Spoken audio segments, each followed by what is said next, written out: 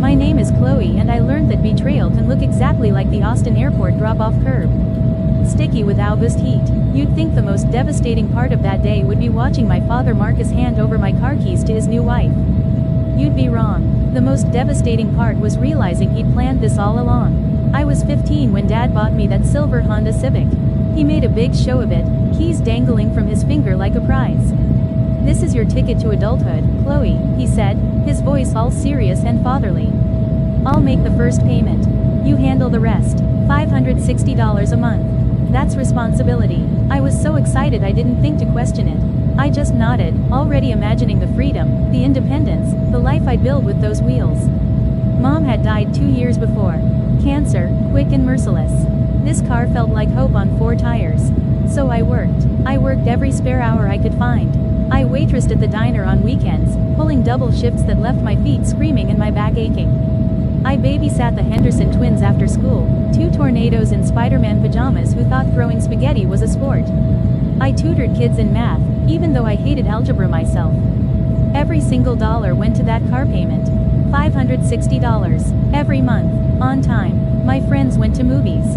I made car payments. They went to parties. I made car payments. They complained about homework. I fell asleep over textbooks after 10-hour shifts. My alarm set for 5 in the morning so I could do it all again. For 2 years, I barely saw daylight that wasn't through a windshield or a restaurant window. But I did it. I kept that car. I paid for it myself. By the time I turned 17, I'd poured thousands of dollars into that Honda. It wasn't just transportation anymore. It was proof. Proof I could survive. Proof I could build something. Proof I was more than the grief-stricken kid who lost her mom. Then Dad met Sloane. She was 42, blonde in a way that required appointments, and she smiled like someone who'd learned it from a manual. She moved into our house 6 months after they started dating. She didn't ask. She just showed up one Saturday with suitcases and a decorator's eye for everything that reminded Dad of Mom. The photos came down first. Then Mom's favorite lamp. Then the blue plates Mom had collected from thrift stores. Sloane replaced everything with cold, modern pieces that looked expensive and felt empty. She talked about fresh starts and moving forward, while erasing every trace of the woman who'd actually loved us. I tried to be civil. I really did. But Sloane didn't want civil. She wanted ownership. She wanted to be the only woman in Dad's life, and I was in her way.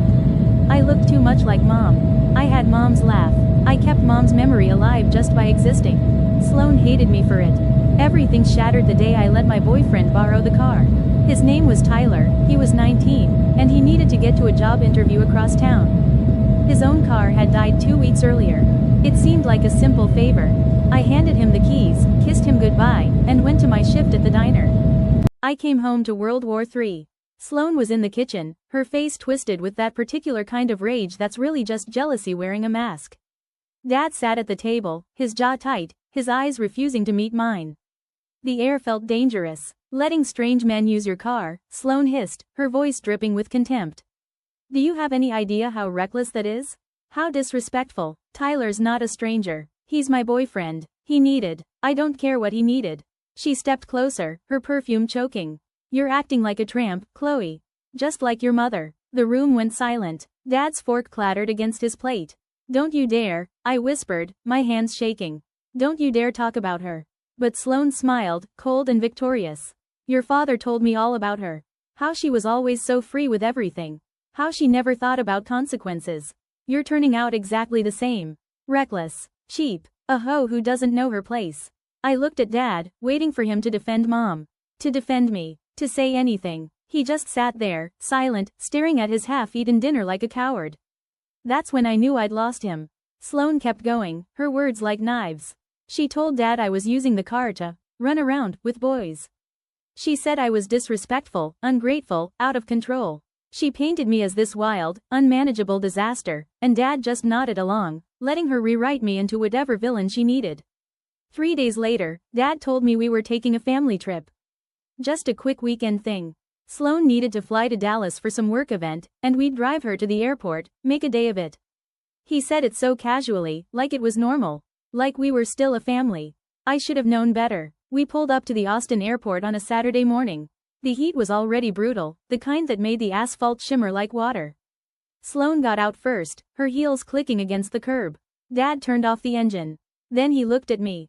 Give me the keys, Chloe. I blinked. What? The car keys. Hand them over. My stomach dropped. Dad, this is my car. I paid for it. I've been paying for it for 2 years. The title's in my name, he said, his voice flat. Technically, it's my car. I'm taking it back. You can't. I paid thousands of dollars. You paid rent, Sloane interrupted from outside, her arms crossed. That's what you did. You rented the car from your father. And now the lease is up. I stared at Dad, waiting for him to correct her. To remember all those shifts, all those hours, all that money. But he just held out his hand. Keys, Chloe. My hands were shaking so hard I could barely get them out of my pocket. I dropped them into his palm, and he didn't even flinch. He just pocketed them, reached into the glove compartment, and pulled out a folded bus ticket and a single $100 bill. This'll get you where you need to go, he said. Where I need to go? Dad, where am I supposed to? You're 17, almost an adult, time to figure it out. He got out of the car. Sloane slid into the passenger seat, her smile sharp and satisfied. She'd won. She'd erased me, just like she'd erased Mom. Dad put the car in drive. I stood there on the curb, clutching a bus ticket and $100, watching the car I'd paid for disappear around the corner. The car I'd worked 2 years to keep. The car that was supposed to be mine. They left me there, a ghost they forgot to bury. I didn't pick a direction. I just picked a bus. Any bus that was leaving. I ended up in a part of Austin I'd only ever seen from highway overpasses, where the buildings leaned tired against each other and the streets smelled like fried food and old mistakes. I found a room for rent above a dive bar called the Broken Spoke.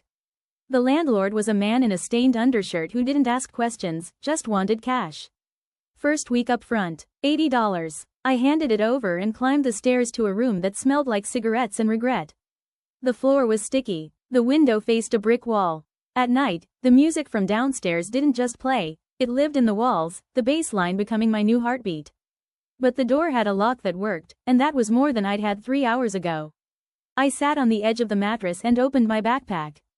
Everything I owned fit inside. 3 shirts, 2 pairs of jeans, a toothbrush, and a small notebook I used to keep hidden under my bed. I was the kind of girl who drew things she couldn't find words for. I opened it to a blank page and stared. I wanted to cry, I wanted to scream, but nothing came, just this cold, hollow space where my family used to be.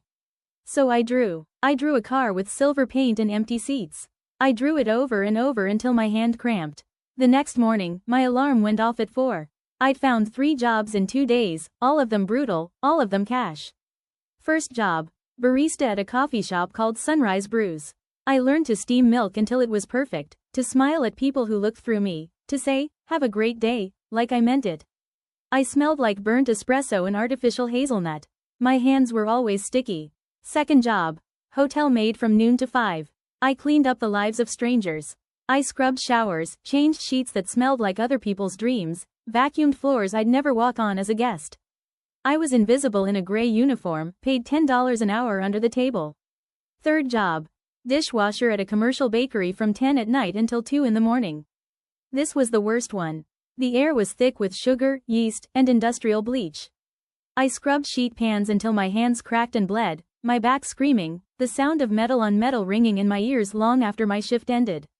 But I watched the night baker, a gruff man named Silas, move through the kitchen with quiet focus. I watched how he shaped dough, how he scored bread, how he piped frosting with hands that looked like they'd seen 1,000 burns but never quit. He never spoke to me. I was just the girl who cleaned his mess. I got back to my room at 2:30 each morning. The bar downstairs was finally quiet. The silence in my head was deafening. This was the kind of loneliness that didn't just make you feel alone. It made you feel erased. I'd scroll through my old contacts sometimes. Dad, Sloane. I'd type, "I'm safe," and delete it. I'd type, "Where's my car?" and delete it. I'd type, "Why?" and delete that too. I didn't cry anymore. The rage I thought I'd feel never came. Just this cold, empty space. So I opened my notebook.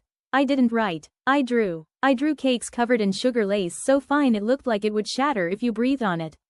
I drew impossible flowers made of buttercream. I designed flavors I'd never tasted, lavender and honey, blood orange and thyme, brown butter and sea salt. I sketched these beautiful, impossible things in a room that smelled like spilled beer and failure, while drunk people fought in the street below. I drew because it was the only part of my life I could control. It wasn't much. But it was more than I'd had at that airport curb.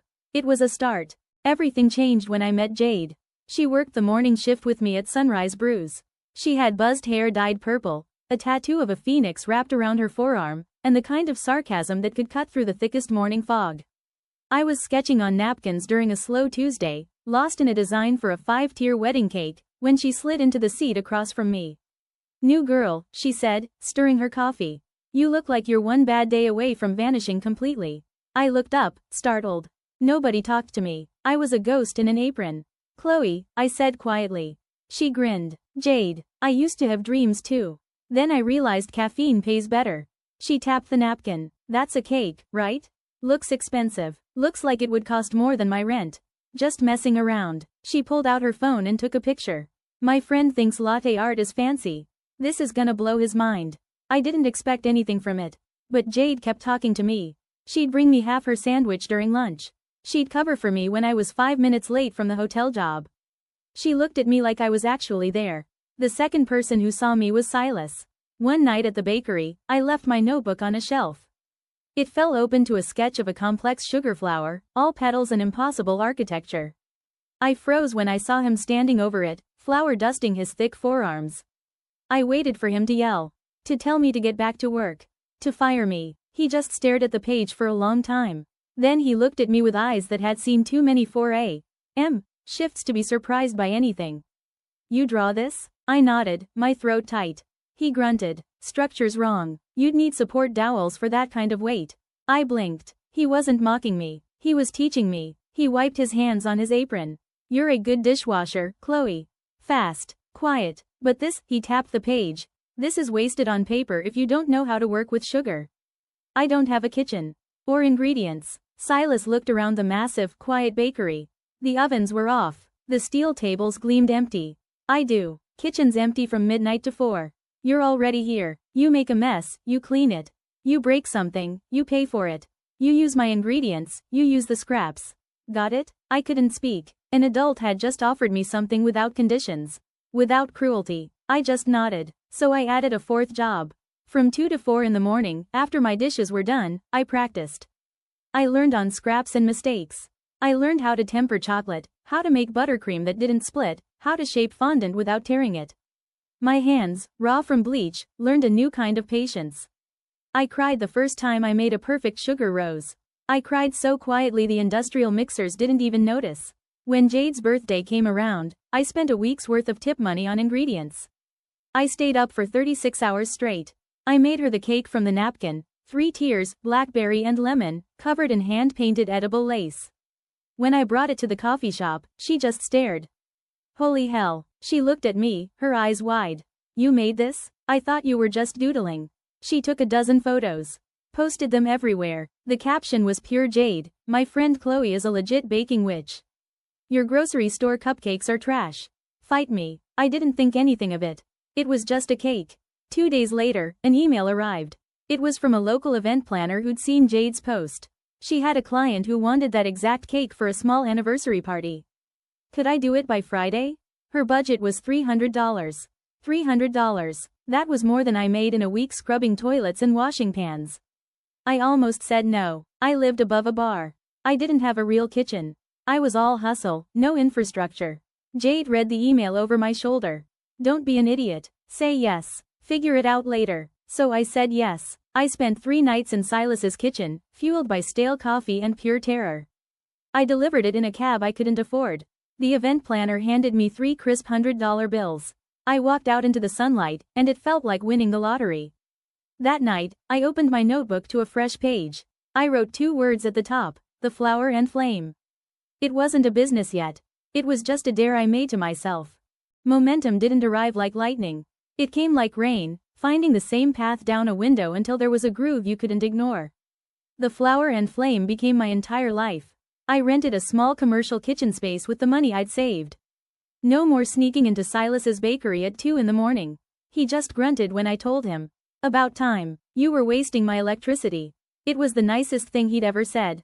Orders came in slowly at first. Local birthdays, small office parties. I was one person doing the work of 5, eating leftover buttercream for dinner, sleeping in 4-hour bursts. But I was building something. Something that was mine. That's when I met Owen. He walked into my rented kitchen space for a tasting, referred by the event planner who'd given me my first real shot. He was tall, with kind eyes and a camera bag slung over his shoulder. He ran a small food blog called Austin Bites. He didn't just taste my samples. He studied them. He asked about the cardamom in my spice cake. About how I got the buttercream so smooth. He looked at my rough sketches pinned to the wall with actual interest. "You design like an architect," he said, tapping one drawing. "Most bakers just bake. You're building something." I blinked. "I'm just trying to make sure it doesn't fall over." He smiled. "That too." Owen ordered a cake for his client. Then he came back the next week with his camera. "I'm doing a series on people who make things with their hands," he explained. "No charge. I shoot it, edit it, give you the files. I just think people should see how you work." I should have said no. Attention felt like a trap. But Owen had this kindness I wasn't afraid of. "Okay," I said. He spent an afternoon filming. He didn't make me perform or smile for the camera. He just captured my hands piping frosting, the steam rising from ovens, the sketches covering my workspace. He let the kitchen breathe. He titled the post, "The Baker Who Works in the Dark," and uploaded it to his blog. It got shared. Then it got shared again. Then a national food account with millions of followers picked it up. My phone didn't just buzz. It screamed. The inbox that used to get 2 emails a day suddenly had 200. Orders, questions, praise from strangers in states I'd never visited. Messages from people who saw themselves in my story. And then one email made my blood run cold. The subject line, "Brand collaboration opportunity." It was from someone named Vanessa. The email was polished, professional. "Love your aesthetic, Chloe. Your story is so authentic. We'd love to discuss a partnership." I almost deleted it, but something made me scroll to the signature. Vanessa Kim, PR manager. The company name made my stomach drop, Harlow and Associates. That was Sloane's firm, Sloane's PR company. I clicked the link. There she was, Vanessa's smiling photo on the corporate website. And listed on the events committee for their annual charity gala, Marcus Chen, guest relations. Sloane Chen, director of brand development. They hadn't called, hadn't texted, hadn't checked if I was alive for 3 years. I'd been in the same city, scrubbing toilets in hotels they probably stayed in, serving coffee they probably drank. I'd been invisible, but now a stranger with a camera had made me valuable. Now I was good supply. The email included an invitation. A glossy PDF for their Family and Friends charity gala. Sloane's name was everywhere, so was Dad's. I sat on a flour sack, the industrial fridge humming, and finally understood. In a family like mine, you weren't a person. You were a reflection. When I was the girl at the airport with no car and no future, I was bad supply. I was a failure to hide. But now I was a success story they could claim. An asset they could leverage. This wasn't an apology. It was an acquisition. I didn't reply to the email. Not at first. The invitation sat on my steel work table for a week, a glossy piece of paper that felt heavier than all my baking equipment combined. "You going?" Jade asked, leaning against the counter, stealing a piece of candied ginger. "I haven't decided," she snorted. "Liar. You're trying to decide how you're going.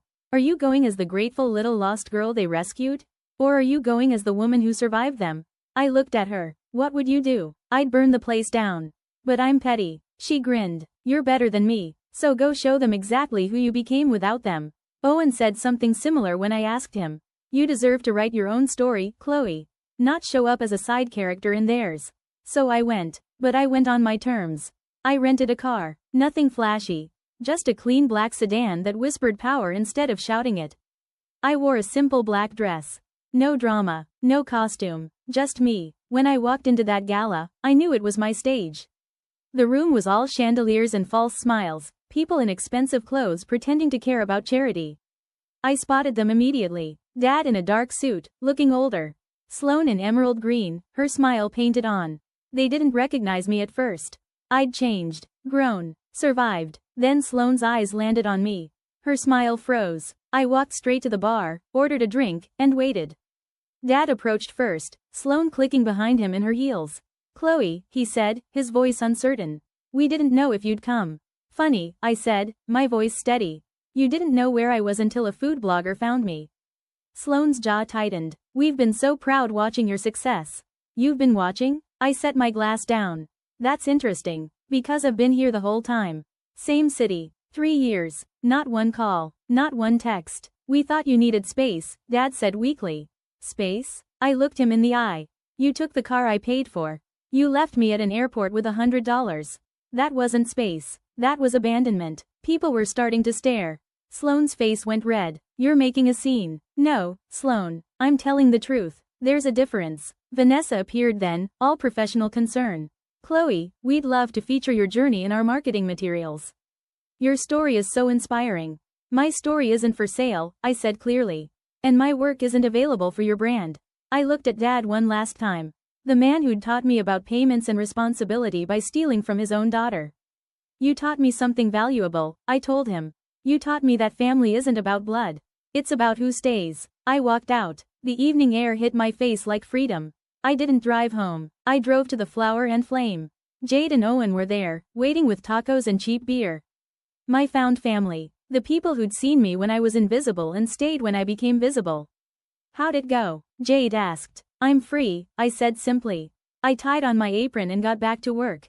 Years later, my business thriving, I wrote this down for anyone who needs to hear it. Your blood isn't a cage.